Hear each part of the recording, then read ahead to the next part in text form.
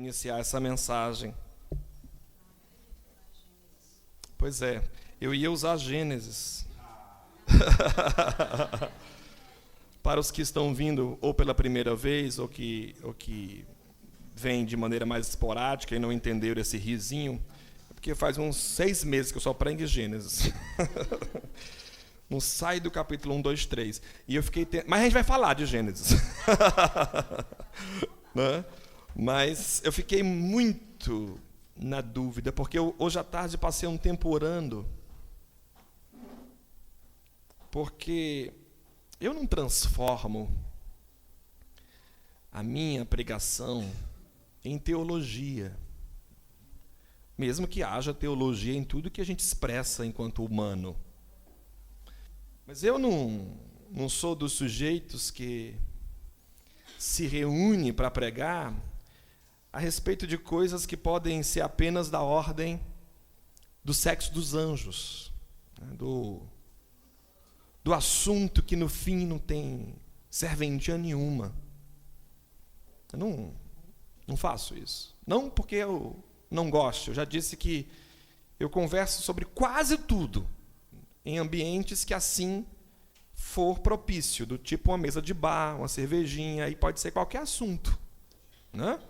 Ontem a gente falou de muita coisa, por exemplo, né? Alguns colegas foram lá para casa, alguns irmãos, a gente tomou uns vinhos e ficou conversando de muita coisa. Dá para falar de sexo dos anjos né, nessa hora.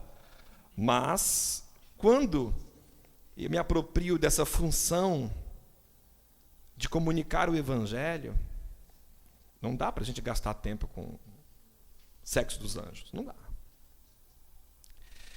E para muita gente, quando a gente lança um tema tão provocativo, não só o tema, mas a própria arte, né? O André caprichou aí não sei se vocês perceberam o que tem nessa arte aí, ele foi provocador. Não sei se vocês sabem de onde é que veio essa imagem ali que está, das confusões contemporâneas a respeito desse tema, inclusive, né? Confusões envolvendo posições políticas, religiosas, a respeito do tema, que é inclusive como as pessoas tratam. As pessoas tratam um tema vinculado à condição humana e às suas orientações sexuais como questão de ordem política e teológica. Dificilmente elas tratam da única maneira que é legítima tratar, como questão humana, como questão que tem a ver com a vida de alguém, com o coração de alguém, com a alma de alguém. Dificilmente. E a nossa preocupação aqui não é agradar, não é se inclinar a uma teologia específica, não é também produzir polêmicas. A minha intenção aqui é fazer essa comunidade encarnar o exercício de ser discípulo de Jesus. E que para isso, algumas coisas nós temos que ter coragem de discutir, de falar, e mais que isso, de reformular nossos velhos conceitos que nos tiram da prática do discipulado. E esse é um deles. O tema que envolve as orientações sexuais. Eu escrevi um texto, está no meu blog, depois vocês leiam lá, com esse mesmo título, e algumas coisas tem lá que não vai estar aqui, e algumas coisas daqui que não tem lá, então vai se complementar, porque eu decidi não seguir exatamente uma ordem como eu tinha pensado para expressar esse conteúdo. Eu decidi falar da maneira mais pessoal possível, da maneira mais humana possível e da expressão da minha fé e da minha vivência. Porque quem vai falar aqui é um sujeito que, primeiro, se enxerga, né? Ou seja, tem espelho em casa, e não só espelho para enxergar a minha fisicalidade, o meu corpo, mas se enxerga enquanto ser com dilemas, que olha para trás e vê a trajetória que fiz até aqui.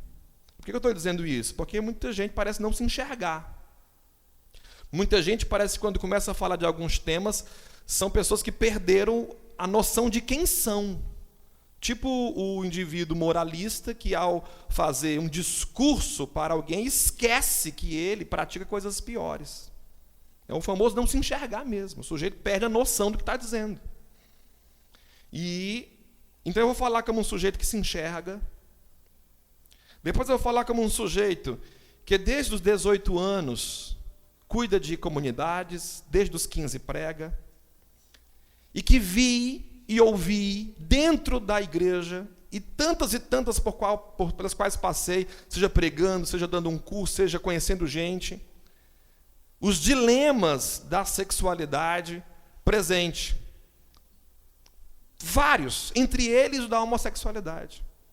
O número de homossexuais dentro da igreja é grande. Só que com um problema. Eles não podem existir dentro da igreja. Eles têm que existir sem existir. Eles têm que existir sem aparecer. Eles têm que negar para eles mesmos, para todo mundo, o que lhe é próprio. Mas está lá. Se eles encontrarem um pastor, como eu era e sempre fui, menos judicioso e mais aberto ao diálogo, aí chove de gente para falar. Depois eu me tornei professor, e isso estava lá dentro das escolas também. Depois eu me tornei psicanalista, e isso lota o consultório. Lota. Então, é a partir de cada lugar que eu ocupo na minha história que hoje eu vou trabalhar o tema, e a gente criou aí um negocinho mais chamativo, marqueteiro, publicitário. Por que a gente criou esse negócio Adão e Eva e Adão e Ivo? Porque é uma piada comum. Eu ouvi várias vezes. 2 que eu já ouvi. Essa, né? Se Deus quisesse realmente que a questão homossexual fosse admitida, não teria criado Adão e Eva, e sim Adão e Ivo. Como eu era Ivo, ficava claro que eu era possivelmente um nome marcado, e aí se eles trocavam Ivo e Adão, ficava a definição claro, Ivo e Adão. Né?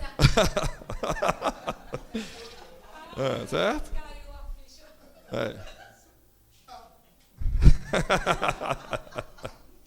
Aquele é o palhaço da turma, viu, gente? Pois é, então eu já ouvi muitas vezes isso. E aí, para começar essa minha conversa hoje, eu fiquei atrás do texto que eu ia ler. Se eu ia ler logo os textos, os raros textos, porque, diga-se de passagem aqui para vocês que escutam muito pregador de internet, mentira que quem vem para o caminho da graça não fica mais com esses caras de jeito nenhum. Mas eu suponho, quando você não era daqui, escutava esses caras que, né, gritam e que esbravejam na internet, e que diz que a Bíblia, isso condena, dá uma impressão de que de capa a capa das Escrituras tem um mandamento condenando os homossexuais ou a prática homossexual. Para começar, isso é mentira. Mentira. O texto bíblico fala muito pouco sobre esse assunto, se a gente realmente quiser ser honesto do ponto de vista escriturístico e crítico. É bem pouquinho. É bem pouquinho o número de versículos, de textos que fala sobre isso. Bem pouquinho, né? Uns 2, 3 no Velho Testamento e 1 no Novo Testamento. Porque os outros, gente, é de duvidosa interpretação. Tá? Fique à vontade.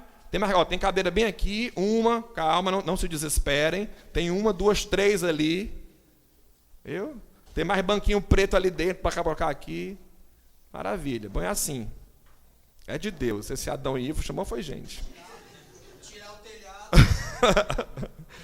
Eu, inclusive, vi gente ilustre que nunca mais tinha visto, que eu já falei que dei um abraço nele, meu amigo Fidel. O famoso rapaz do gasofilácio é o Fidel, viu? Quem não conhece o Fidel é o rapaz do gasofilácio. Tem mais 2 cadeiras aqui, ó, viu? Aqui nesse meio, se tiver mais alguém, viu? Ayrton para sentar aqui.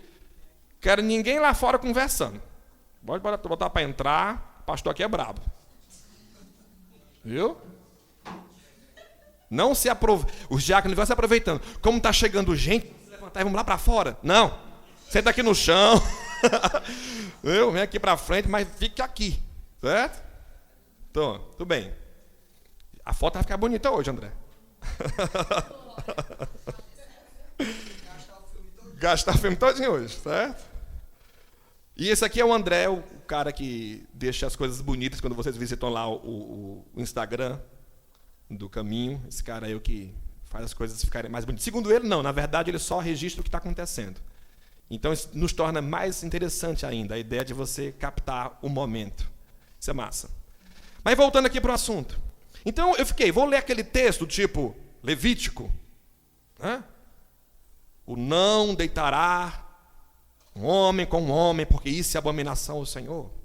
Aí eu vou ler esse texto, para começar logo por ele. Será que eu vou? Ou pensei, não, vou ler aquele outro que faz uma referência a Romanos, né? A mudança, porque diz Romanos que as mulheres deixaram seu jeito natural, assim como os homens. Vou para esse, que está lá no Novo Testamento, o pessoal gosta de usar ele. Ou vou para aqueles que são duvidosos. Quais são os duvidosos? Aquele que fala de sodomia, aquele que fala do afeminado.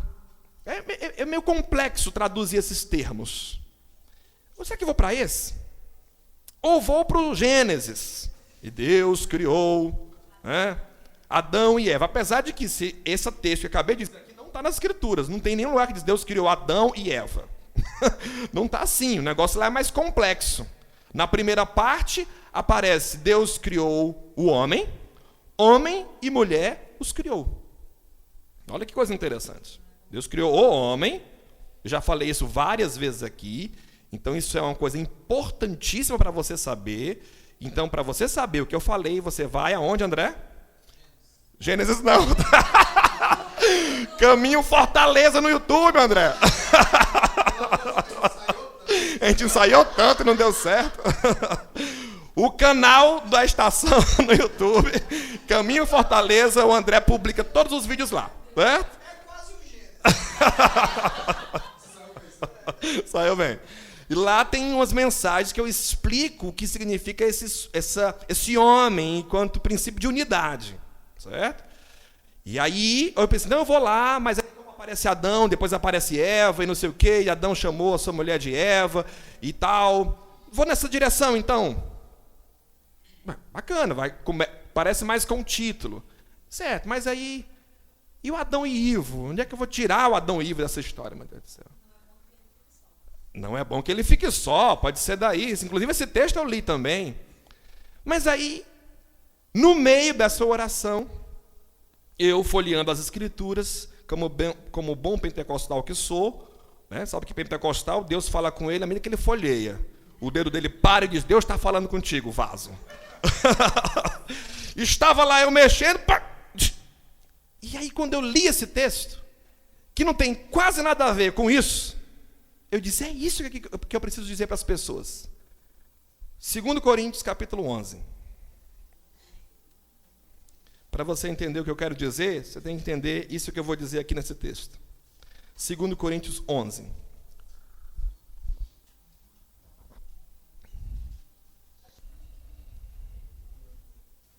Vou ler. Oxalá pudesseis suportar um pouco de loucura da minha parte. Mas não há dúvida, vós me suportais. Experimento por vós um zelo semelhante aos de Deus. Desposei-vos a esposo único, a Cristo, a quem devo apresentar-vos como virgem pura. Receio, porém, que como a serpente seduziu Eva, por sua astúcia, vossos pensamentos se corrompam, desviando-se da simplicidade devida a Cristo. Quando eu vi esse texto, eu disse, é isso aqui que eu quero falar.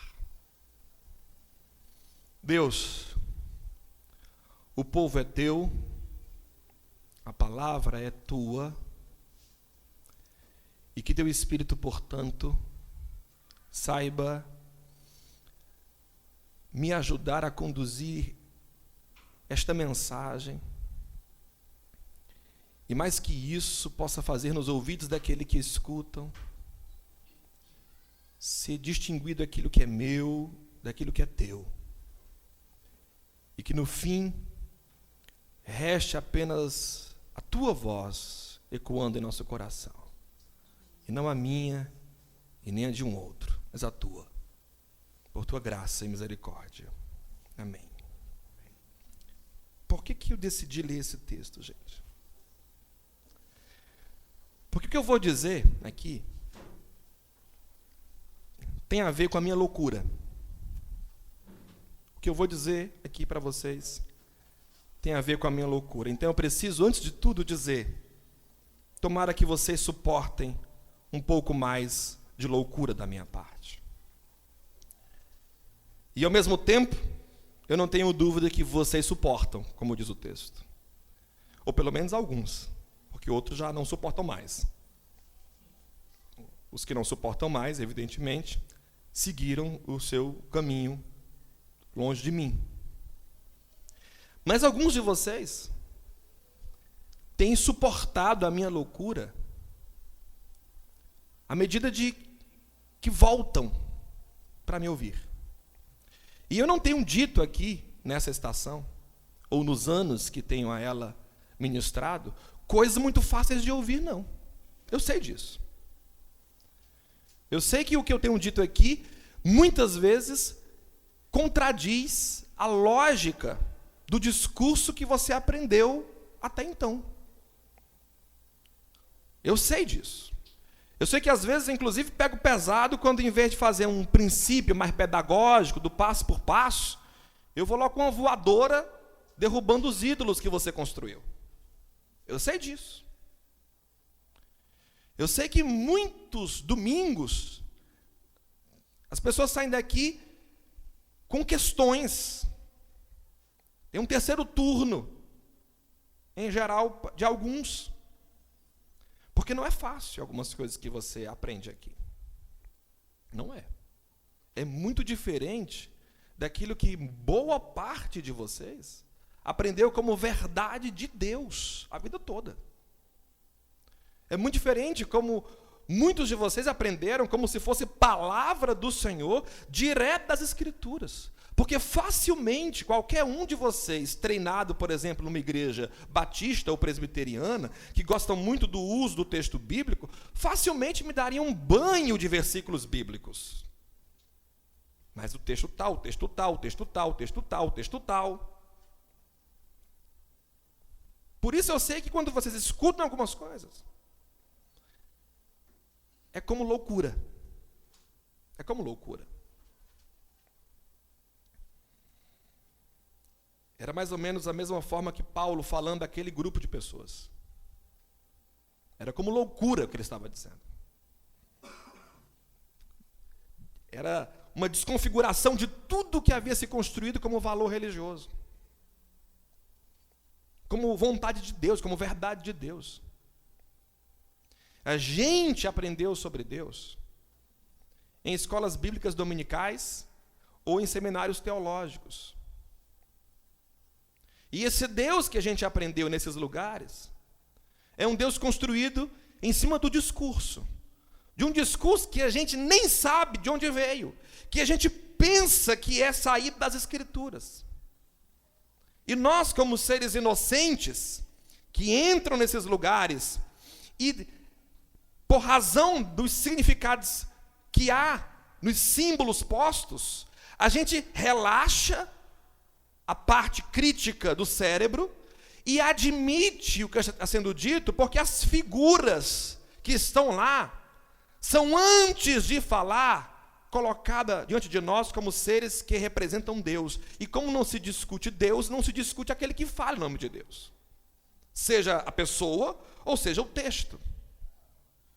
Então a gente aprendeu a vida inteira a não discutir nem o que a Bíblia diz e nem o que os intérpretes oficiais da Bíblia dizem.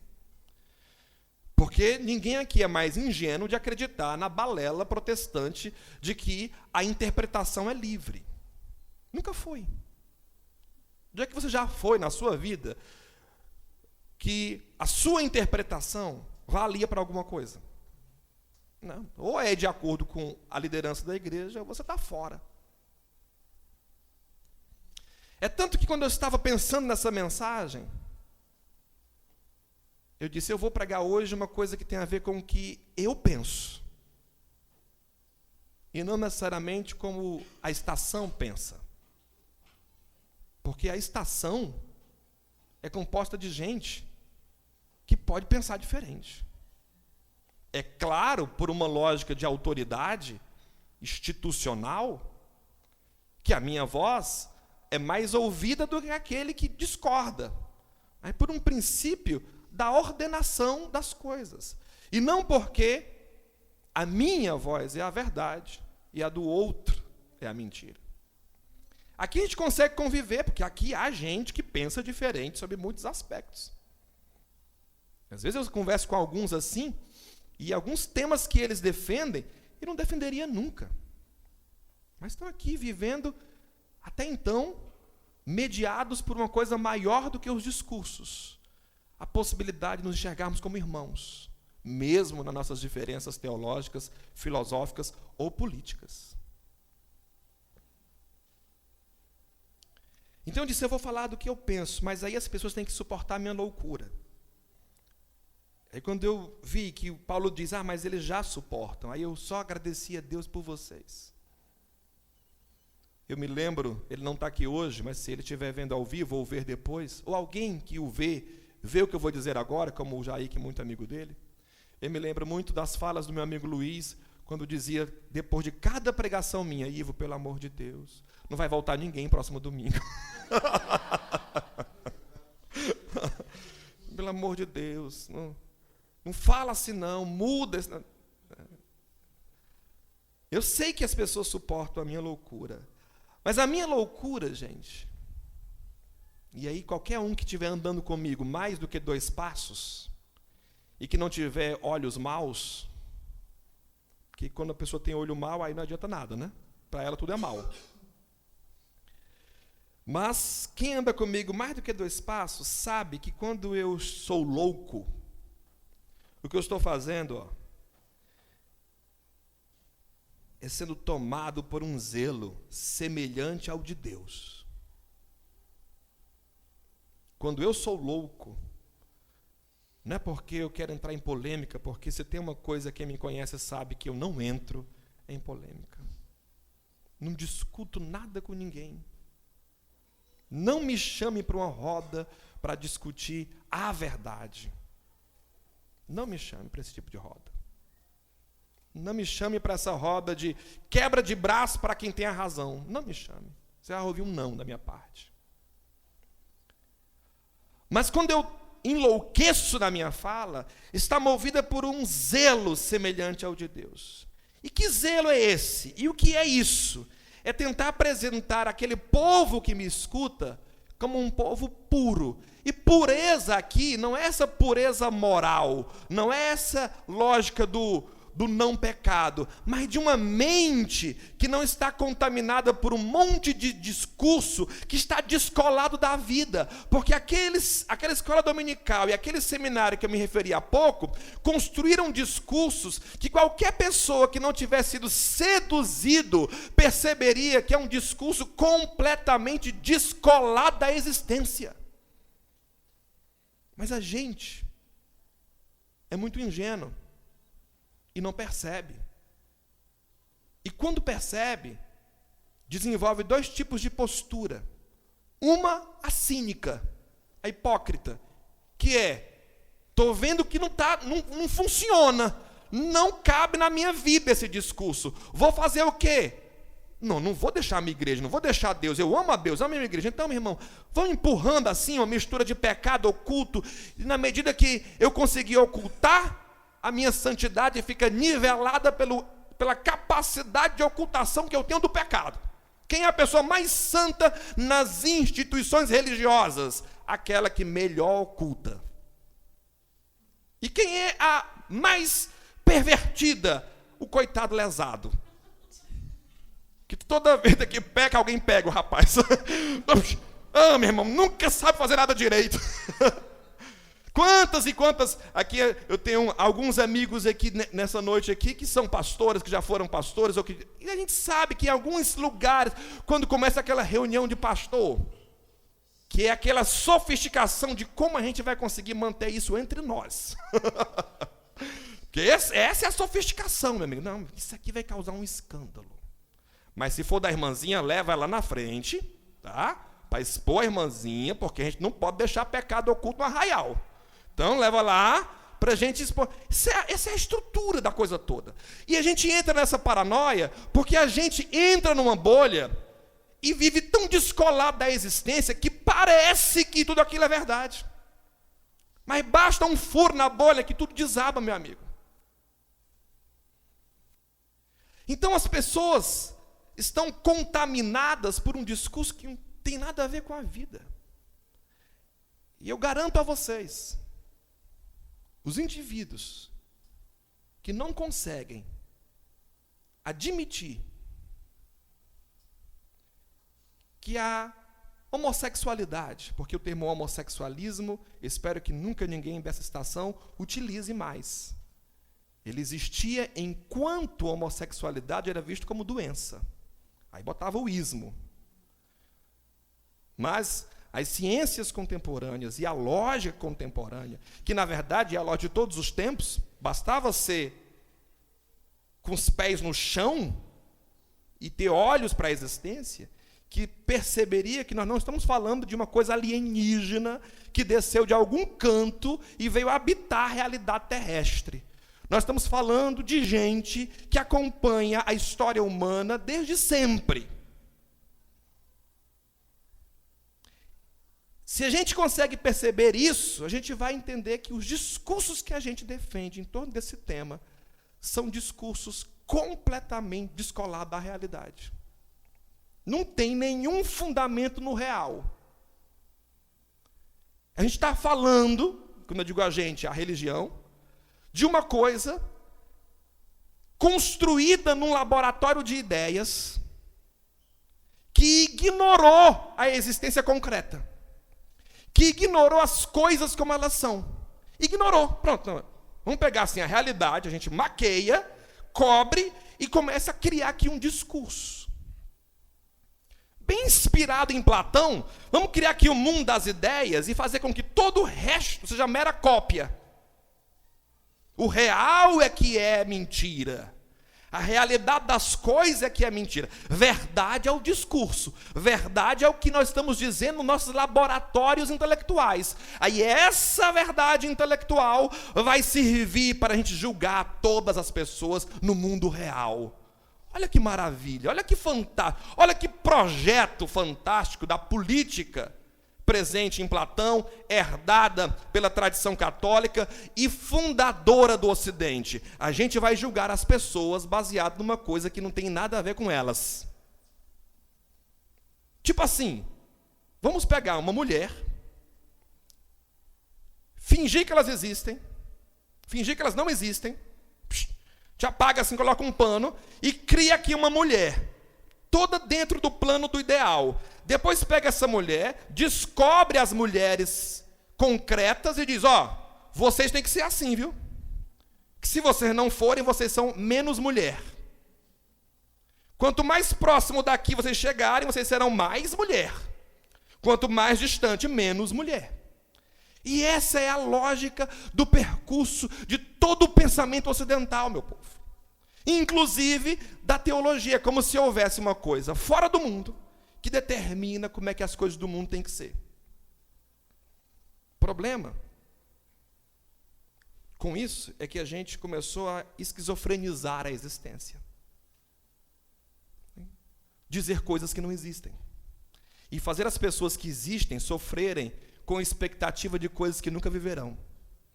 Como, por exemplo, fazer uma pessoa homossexual acreditar que se ela pagar caro para ir para alguns centros de cura gay, Deus vai lhe abençoar e ela vai ser curada. Porque o problema é porque ela não foi para o pastor certo.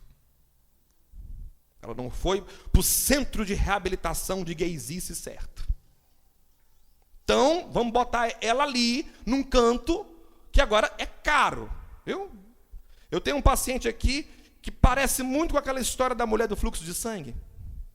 Diz o texto que ela gastou tudo, não foi? Para tentar ser curada. Eu tenho um paciente na clínica que ele já me disse tantas e tantas vezes isso, que todo o dinheiro dele foi-se embora na tentativa de se curar. Agora a expressão que ele usou foi engraçado. De ser eu.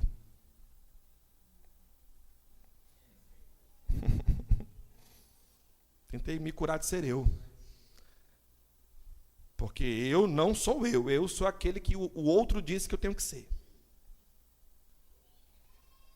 Ou seja, é fora do mundo real essas coisas. Então o que eu faço aqui hoje, o que eu quero fazer aqui hoje, é pedir a Deus que a serpente que seduziu Eva não nos seduza. E ela seduz para quê? Qual é a coisa que eu realmente quero aqui com essa frase? A serpente seduziu Eva por sua astúcia, e eu não quero que os pensamentos se corrompam, desviando-se da simplicidade devida a Cristo. O que eu desejo hoje é que no final dessa minha provocação, vocês não deixem a serpente fazer o que fez com Eva. E o que foi que a serpente fez com Eva? Na verdade, quando eu falo Eva, eu estou falando de Eva, olha aí, e Adão. Por que eu estou falando sempre de Eva e Adão quando eu falo de Eva, e quando eu estou falando de Adão, eu falo de Adão e Eva sempre? Porque a gente já entendeu, mas eu vou repetir de novo, que não existe Eva e Adão. Existe o homem, a humanidade, constituído de Eva e Adão, constituído dessas duas condições que juntas formam uma só realidade. Ou seja, o princípio que está posto no Gênesis não é um princípio sexual. É um princípio de unidade. E não é uma unidade de dois órgãos sexuais se juntando. O Gênesis, antes da queda, é um mistério do ponto de vista do que é a existencialidade daquilo. Nós não temos como dizer o que era Adão e Eva antes da queda. Não temos. Então, quem utiliza a expressão Adão e Eva antes da queda para marcar alguma normatividade da existência, está ignorando que nós não temos como saber o que se passava nesse período, a não ser o símbolo primordial da unidade. Porque o que diz lá em Gênesis 1 e Gênesis 2? Que tudo que Deus criou obedecia uma lógica de harmonia, obedecia uma lógica de conjunto, onde nada estava sem o outro, nada existia sem o outro, nada podia ser pensado sem o outro. Não havia Adão sem Eva, não havia Eva sem Adão, não havia Adão e Eva sem a natureza, não havia a natureza sem Deus. Eles compunham uma unidade de que o que podemos extrair desse símbolo é que, no primórdio, ou antes de tudo, ou antes da queda, ou antes daquilo que a gente chama de existência, havia unidade. Só que quando você começa a construir a história de Adão e Eva separados, aí você já está no campo da existência. Que é interessante, porque do capítulo 2 para frente, quando vai começar os relatos, aí você já tem um binarismo. O capítulo 1, que é fantástico, que coloca Deus fez o homem e mulher os criou, depois conta uma história quebrada. Aí não, Deus fez o homem. Dá até uma ideia, como se Deus tivesse feito aquela obra e estivesse avaliando espaçadamente a obra. Espera aí, está faltando o quê? A gente começa a tornar Deus um sujeito dominado pela lógica do tempo. Como ele fez um negócio, e depois refazer outro, e depois refazer outro. E aí, nessa sequência temporal, já do relato daquilo que se pretende ser existência, você encontra um binarismo, mas esse não é o modelo. Isso já é a existência colocada como estrutura, e que quem está dizendo aquilo já é o sujeito que, situado numa condição patriarcal, diz: primeiro o macho, depois a mulher. E por acaso o depois a mulher é porque essa mulher é presente. Essa mulher ela não é existência autônoma. Essa mulher é presente, ou seja, autônomo mesmo é Adão. Ele é o sujeito, isso no segundo momento. Você tem que guardar o princípio de que, antes disso, você tinha unidade. Depois você tem uma quebra dessa unidade, onde começam a aparecer as lógicas. As lógicas, onde se coloca uma divisão entre um e outro. A gente percebe no relato da queda, que a primeira coisa que acontece quando eles pecam, é eles não mais se enxergarem como unidade.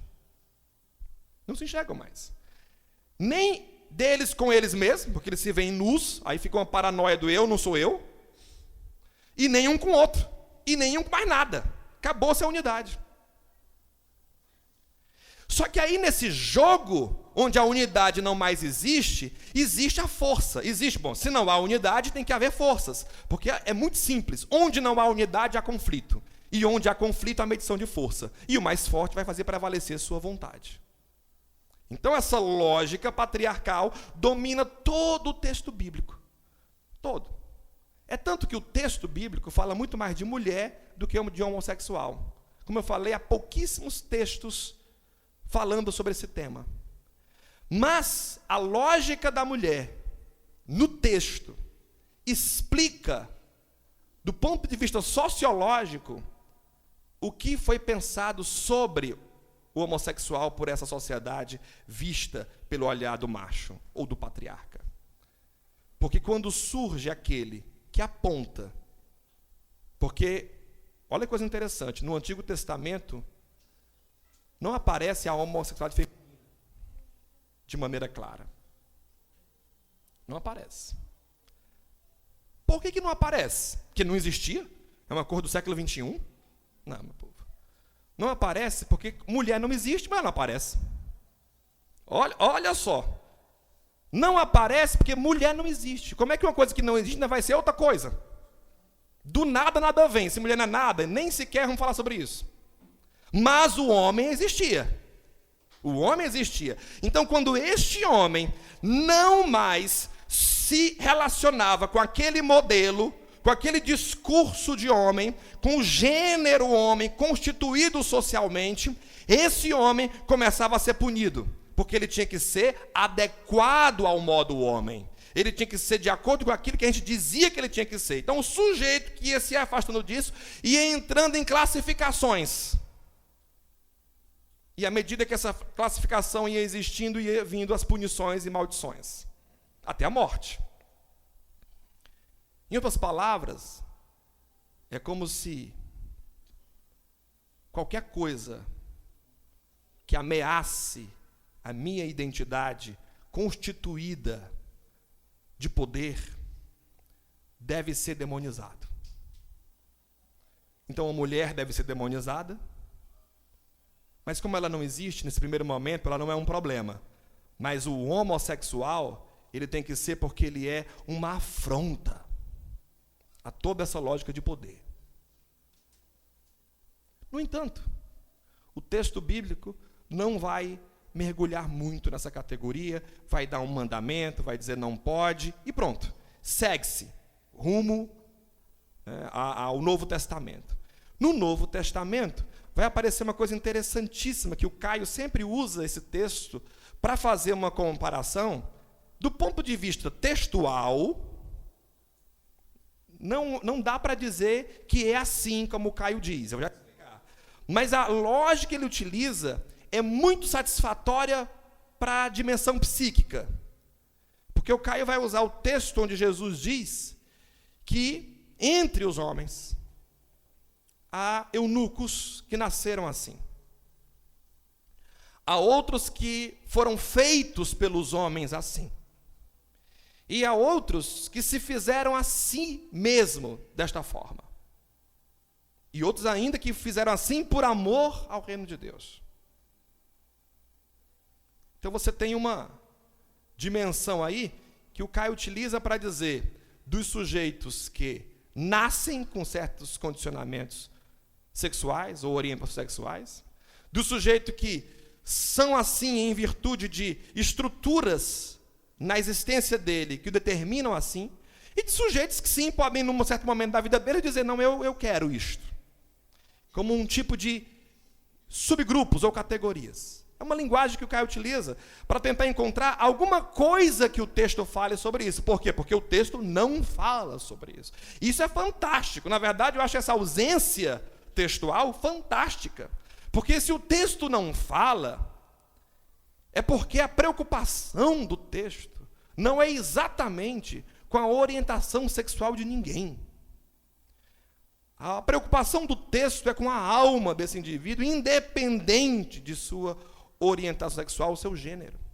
Mas como a igreja decidiu, especialmente no período agostiniano, mas muito mais especialmente com Tomás de Aquino, lá na Idade Média, a construir uma lógica que fazia dos homossexuais a verdadeira besta fera, aí a igreja se comportou em torno desse modelo, tornando esse tema um tema recorrente, mesmo que não seja recorrente nas Escrituras. E por quê? Por que isso é um tema recorrente? Porque da mesma lógica daquele primeiro, temas que ameacem a ordem devem ser exterminados. E pessoas que simbolizam essa ameaça à ordem devem ser exterminadas. Isso aconteceu com vários grupos na história humana. Vários. Mas o fato é, o que a Escritura, de fato, fala sobre isso, além de tudo que eu já disse até agora? Aí, vamos para Gênesis. Eu já falei algumas coisas, mas eu vou só pontuar algumas interessantes para a gente concluir. Primeiro, no Gênesis 1, eu já me referi, verso 26, diz que Deus falou, façamos o homem à nossa imagem, conforme a nossa semelhança, e que ele domine sobre os peixes do mar, as aves do céu, os animais domésticos, todas as feras, todos os répteis que rastejam sobre a terra. Deus criou o homem à sua imagem, a imagem de Deus, ele os criou, homem e mulher, ele os criou. A primeira lição a respeito desse tema que as Escrituras podem nos apresentar de maneira não a descolar-se da realidade, não a pensar fora do que há no mundo. Porque no meu texto, que vocês já leram ou vão ler, a primeira frase do meu texto é a seguinte: os homossexuais existem. Tá? Para quem não sabe. Eles existem. Eles são reais. E por serem reais, isso já deveria ser o motivo suficiente para a gente acabar com esse besterol de discutir a homossexualidade. Eles existem, eles são reais. Ou alguém está sentando em mesa de bar para discutir se nós heterossexuais, eu disse nós assim por força da expressão, né? Certo? Vamos sentar aqui para discutir a nossa existência. Alguém faz isso? Não, né? Por que ninguém faz isso? Porque para nós, a gente existe e é real no mundo. Então, quando a gente discute a homossexualidade, é como eu disse, é como se fosse uma coisa alienígena, que aí sim, a gente tem que discutir os OVNIs, né? Nós temos que discutir o que vem do além, nós temos que discutir, é diferente, é longe da nossa realidade. Isso é uma palhaçada, porque eles existem, eles são reais, eles estão em todos os lugares, e eles não se diferenciam em nada de você, a não ser pelos tipos de gosto ou não gosto, ou de forma com que existem na vida, mas estão lá, estão na sua família, estão na sua casa, e muitas vezes você, por causa do seu discurso fundamentalista, está sufocando pessoas que não podem abrir a boca. Mas aí você pode levantar a bandeira: na minha família não tem um. O fato é que eles existem. Só isso, gente, só isso já deveria acabar com toda a discussão estéril. Está lá. Tenha coragem. Eu costumo dizer para alguns indivíduos que chegam aqui fazendo psicanálise, querem fazer psicanálise aqui comigo, ou que eu acompanhe, e que são psicólogos cristãos. Eu já acho um problema essas duas combinações. Não, você é cristão e psicólogo. Né? O psicólogo cristão é um negócio meio esquisito. Né? É nova categoria de modalidade aí de terapia. Aí ele diz assim, olha, mas é porque assim, nós precisamos realmente ajudar quem chega querendo se curar, ser curado, porque se a pessoa chega com uma demanda, nós não temos que ajudá-la na demanda. Aí eu até botei isso no meu Twitter hoje, né? O que nós temos, o papel de um psicanalista, que eu falei, mas ampliando agora o psicólogo, é fazer o outro se enxergar, e não enxergar por ele. Não é? O que eu vejo, eu quero que ele veja. Se esse sujeito está numa crise, ok, que a crise dele seja manifesta na clínica, que ela se apresente, mas não para eu dizer para ele, a sua crise se resolve no dia que você for aquilo que você é. Só que o que você é isso aqui, ó. Não. A primeira frase, massa. Segunda, você oferecer o modelo do que ele é. E mais, o sofrimento dele é baseado num discurso que não é dele. Que se fosse, ainda vá lá. Mas não é dele. Então, quando você vai para um texto como esse, a primeira coisa que você percebe, juntando o texto com a realidade, é que a história do homem e da mulher, enquanto modelo espiritual, não tem relação com a sexualidade. Porque se Deus cria o homem e a mulher, a sua imagem e semelhança,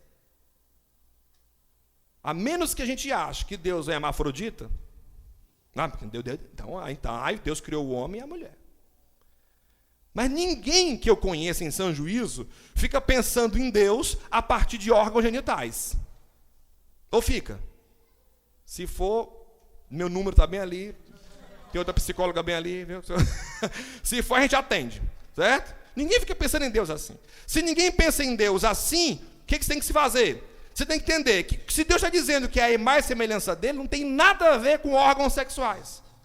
Ora, qual é a compreensão cristã sobre Deus? O que a gente enxerga no texto façamos? E que existe no discurso do façamos um princípio de unidade na diversidade. Uma coisa que não é um só, mas que está em plena unidade a ponto de dizer, façamos. Então, o que é a humanidade? Não é um pênis e uma vagina. Não é um órgão sexual ou um código genético X, Y ou coisa parecida. O que é a humanidade? É um princípio de unidade na diversidade.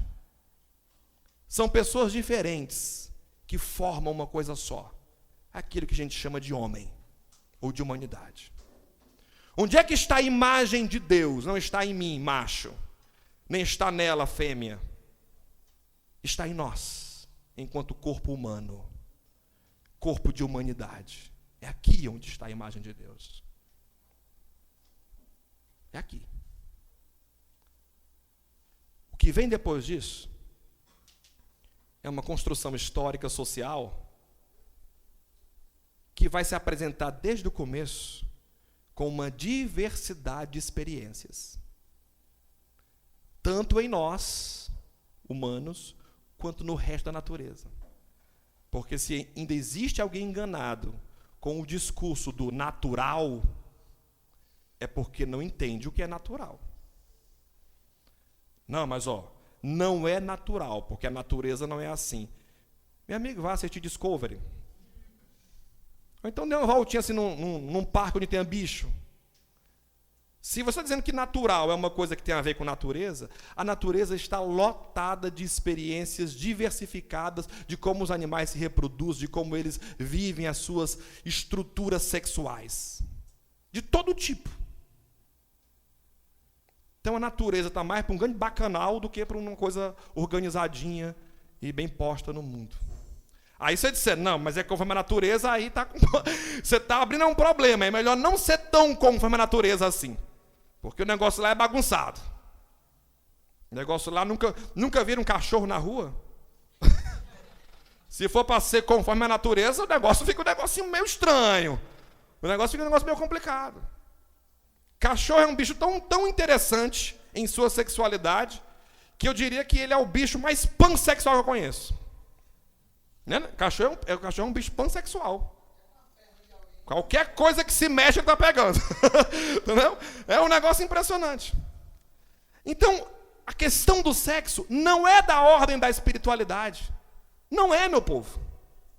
Quando Jesus, então, lá no Novo Testamento, falando do princípio, né? No princípio não era assim. No princípio não era assim. Ele não fala sobre a homossexualidade nenhuma vez. Mas, por exemplo, quando ele é interpelado em relação ao divórcio, aí ele diz assim: no princípio não era assim. Porque no princípio, meu povo, o divórcio era uma impossibilidade. Mas esse princípio não é o princípio histórico, não é o princípio da existência, não é um tempo na história onde homens e mulheres não brigavam, onde casamento era uma coisa linda e maravilhosa. Não é isso que está dizendo. No princípio, antes da queda, o divórcio era uma impossibilidade, porque antes da queda você tinha unidade. E aí o Caio é muito brilhante numa coisa que ele disse a respeito do divórcio. O divórcio só separa separados. O divórcio não tem. Como é que um divórcio vai separar um casal? Não pode, o divórcio. Não pode, olha que idiotice. Como é que não pode, meu povo? Se separou, separou. O divórcio é apenas uma estrutura civil, jurídica, para dar conta de uma realidade que está posta. Não, mas vê as viagens, vê como as teorias são descoladas da existência. Então, no princípio, não tinha a ver com sexo. Outra prova interessante que no princípio não tinha a ver com sexo é quando Jesus responde a um grupo de pessoas, quem é bom de Bíblia me ajuda aí nas lembranças, sobre como seria no céu a vida sexual. Olha que pergunta interessante para Jesus. Jesus, e aí, no céu, como é que fica a vida sexual? Tem essa pergunta na Bíblia? Tem. É quando a pergunta, essa mulher aí, que foi mulher de um, mulher de outro, casou com um, depois casou, ela vai lá no céu. A quem que ela vai dar conta? Né? Quem é a pessoa que no céu ela vai continuar, né, no bem bom? Aí Jesus diz, vocês erram porque vocês não conhecem nada. E quando ele diz isso, não conhecem nada, vocês ficam querendo construir discursos que não tem nada a ver com a existência e não tem nada a ver com Deus. Vocês misturam as bolas e ficam tudo doido. No céu, meu amigo, as pessoas não se casam, não se dão em casamento. No céu não tem a ordem do gênero, no céu não tem a ordem da sexuação. O céu é intimidade, é unidade. Todos serão um com Deus e ponto. Então as questões de ordem sexual pertencem à existência, pertencem a esse mundo, e elas têm que ser regidas por lógicas do mundo, por lógicas que implicam o bem viver na existência. Então, se você quiser criar um modelo sexual primitivo, você está inventando uma coisa que não tem fundamento nem bíblico, nem lógico, nem psicológico, só um discurso religioso para massacrar quem é diferente e você ocultar a sua hipocrisia. É só isso. Só isso. Não tem outra explicação. Ou então você é o famoso indivíduo que é tão ingênuo, que entrou na bolha, repete o que dizem, mas nunca somou 2 como 2, para entender que não combina com o mundo. Então, se eu tivesse que olhar para esse texto aqui e ter que responder Adão e Eva ou Adão e Ivo, eu diria, não sei. Se você me perguntasse mas conclua, responda, já que é um ponto de interrogação bem aqui, responda. Não sei. E por que eu não sei? Porque eu, Ivo, sou Eva. Eu, Ivo. E isso não é poesia. Eu, Ivo, sou Eva. Eu, Ivo, sou Adão. E em Adão e Eva, assim como em Ivo,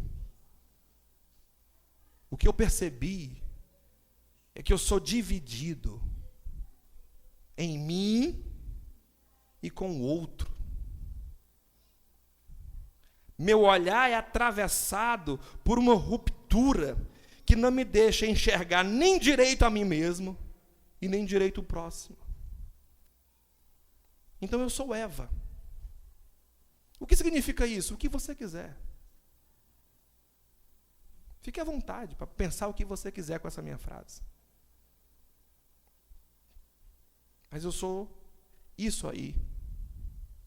Eu estou aqui, e eu estou aqui, e eu estou aqui. Mas sabe o que é o segredo que eu vim contar para vocês hoje mesmo?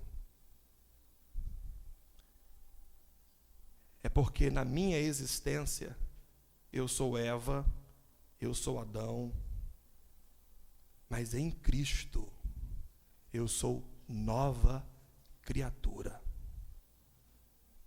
Não sou nem mais Adão, e nem mais Eva, e nem mais Ivo, porque o meu novo nome está cravada numa pedra, que o Senhor me mostrará, e dirá: esse é o seu novo nome.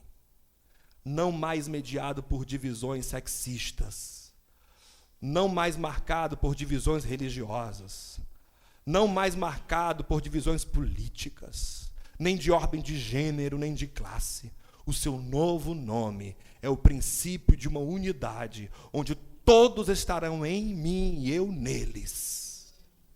Eu sou uma nova criatura em Cristo, e quem está em Cristo já não mais fundamenta a sua mente por binarismos inúteis que não têm fundamento na existência. Quem está em Cristo fundamenta sua mente na mente de Cristo, que pontua que nele não há nem servo, nem livre, nem judeu, nem gentil, nem homem, nem mulher. Quem ainda opera nessas categorias, quem ainda enxerga o outro pelo aquilo que ele faz com o seu corpo, ou pelo gênero que ele apresenta, ou pela classe que ele tem, não entendeu nada de evangelho, vive ainda no mundo, marcado pela divisão. Mas quem está em Cristo acabou com essa palhaçada e agora está pronto para, já na existência, começar a viver aquilo que é a realidade celestial, viver como irmãos.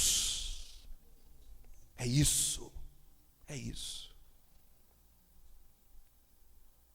Nós não somos uma comunidade inclusiva do ponto de vista teológico. Nós não somos. Por quê? Por mais que eu entenda a política disso. Porque eu estou falando de uma coisa que supera a lógica da inclusão. Eu estou falando de que em Cristo não tem o incluído e o não incluído. Porque às vezes a lógica da inclusão é o seguinte: entra mais um, mas o resto não entra. Para concluir, eu fui pregar numa igreja inclusiva, mas só podia gay limpinho. Gay limpinho. Se ele for assim, tipo, muito viado, não, certo? Tem que ser limpinho. Limpinho, é um termo Foucaultiano para dizer assim: nós vamos criar uma sociedade de gente bem direitinha, né? Bem comportadinha, dócil, como diz o Nietzsche, né? Vamos aqui normatizar o comportamento das pessoas. Você pode até ser, mas maneira aí. Eu disse: interessante, quer dizer que agora vocês abriram a porteira que estava fechada até então, só para essa galera. Aí depois fecharam de novo a porteira. Olha que legal. É tipo assim: depois que eu entrar, tu fecha. Entendeu nada de evangelho. Porque se depois que eu entro, fecham, ou então eu mesmo vou lá e fecho, para dizer: vocês aí que são bi, porque bi não existe. Tem esse discurso, ele não existe, porque tem que ser, estão fora. Ou vocês isso e aquilo outro estão. É só a mesma, sabe? Aquele mesmo discurso religioso, hipócrita, maldoso, descolado da realidade. É o mesmo. O evangelho que eu prego, você concorde ou não, você aceite ou não, você queira voltar a esse lugar aqui ou não, o evangelho que eu prego e vou pregar até o último dia da minha vida é o evangelho que aceitou o Ivo. Se ele aceitou o Ivo, ele aceita Eva, aceita Adão, aceita Scarlett, aceita Joana Drack, Paulão, Paulinha, porque nos braços, Jaízes, porque nos braços dele cabe todo mundo, porque tem um lugar para mim.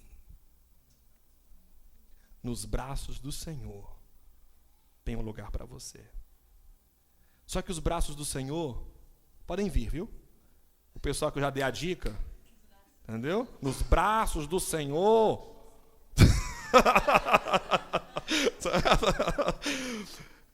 Deixa eu terminar isso aqui para vocês. Os braços do Senhor é uma coisa muito abstrata. Os braços do Senhor. Deixa eu dizer para vocês aqui, eu não sei de alguns que eu conheço, mas os braços do Senhor também têm carne, viu? A casa do Senhor também tem tijolos. Deixa eu dizer uma coisa para vocês e vocês que estão me escutando, porque eu sei que muita gente que vai nos ouvir esses dias, depois vai acessar o YouTube, é gente muito sofrida. Não é pouco, não. É gente que carrega dores que muitos de nós jamais entenderá a dimensão. Talvez a frase, os braços do Senhor é para vocês, ainda seja muito abstrata. Eu estou dizendo para vocês o seguinte: esses braços meio magrecos, cabe você. Nos meus braços cabe você. Nessa igreja, enquanto eu for pastor dela, cabe você. Na minha casa, cabe você. Na minha família, cabe você. Um dia alguém me perguntou: mas tu casaria alguém assim? Eu jamais deixarei de abençoar quem quer que seja. Porque eu não nasci nesse mundo para amaldiçoar, mas para abençoar. Mas Ivo, se eu sento na mesa, qualquer um senta. Se eu entro, qualquer um entra, porque eu conheço meus pecados. Eu sei os meus pecados e eu sei que eu tenho lugar nos braços do Senhor. Então você tem lugar. Talvez você está ouvindo isso e talvez nem acredite muito, porque essa mensagem de amor, toda igreja parece que prega. Mas experimente. Essa aqui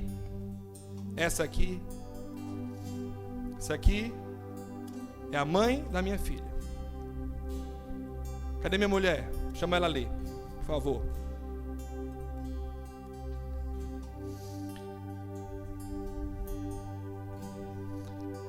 Deixa ela vir ali. Está ocupada? Quando a gente se reúne, o Jair está querendo, né? Venha, Jaízes. Venha, meu negão predileto, de tirar o chapéu.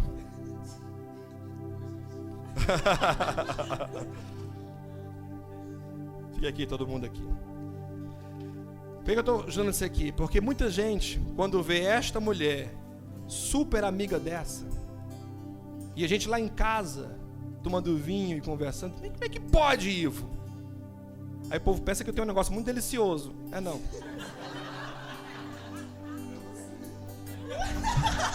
Também é, né? Eu sei que você me ama. Mas sabe o que é? Essa aqui me conheceu pregando a graça de Deus e vivendo a graça de Deus. Essa aqui me conheceu pregando a graça de Deus e vivendo a graça de Deus.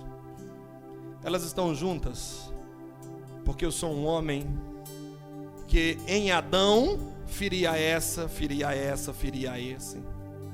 Mas em Cristo eu me reconciliei com todos eles e vivo a unidade do Senhor. Porque na minha casa cabe Jaízes com sua filha, cabe Bianca, cabe Laisa, cabe Ivne, cabe qualquer um. Porque a minha casa é do tamanho da casa que Deus me deu. É do tamanho de Deus. Vamos ficar de pé.